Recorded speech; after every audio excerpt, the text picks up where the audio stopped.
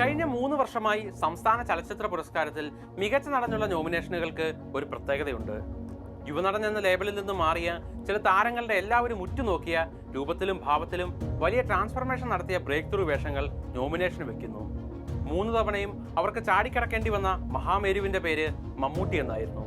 കുഞ്ചാക്കോ ബോബന്റെ എന്നാ താൻ കേസുകൂടെ നേരിട്ടത് നൻപകൽ നേരത്ത് മയക്കത്തെയാണെങ്കിൽ ആടുജീവിതത്തിൽ പൃഥ്വിരാജിന്റെ മുൻപിലുണ്ടായിരുന്നത് കാതലായിരുന്നു.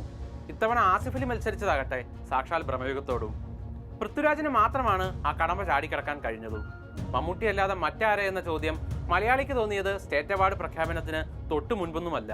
കൊടുമൺ പോറ്റിയായി അല്ലെങ്കിൽ ചാത്തനായുള്ള അയാളുടെ ഭ്രാന്തൻ പകർന്നാട്ടം തിയേറ്ററിൽ കണ്ടിറങ്ങിയ ഓരോരുത്തരും മനസ്സിൽ ഉറപ്പിച്ചു കാണും.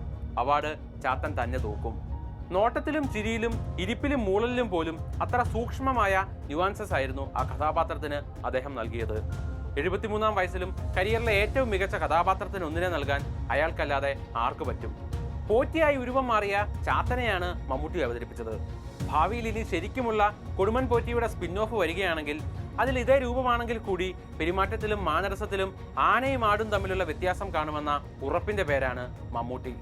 ഇനി അടുത്ത കൊല്ലത്തേക്കുള്ള പുരസ്കാരം മോഹിക്കുന്നവർക്ക് ഭേദിക്കേണ്ട ചക്രവ്യൂഹം കളങ്കാവൽ എന്ന പേരിൽ ഒരുക്കി വെച്ചിട്ടാണ് പുരസ്കാര നേട്ടത്തിന്റെ അഭിനന്ദനങ്ങൾ ഏറ്റുവാങ്ങി തമാശ പറഞ്ഞുകൊണ്ട് അയാൾ ഇന്നലെ മാധ്യമങ്ങളുടെ മുൻപിൽ നിന്നത്. മമ്മൂട്ടി എന്ന നടന്റെ സബരിയെ അളക്കാനുള്ള വലിപ്പമൊന്നും പുരസ്കാരങ്ങൾക്കില്ല. എല്ലാവരും ഏറ്റുപറയുന്ന ആ ഏജന്റ് റിവേഴ്സ് ഗിയർ കൊണ്ടുമല്ല മമ്മൂട്ടിയെ ഓർക്കേണ്ടത്.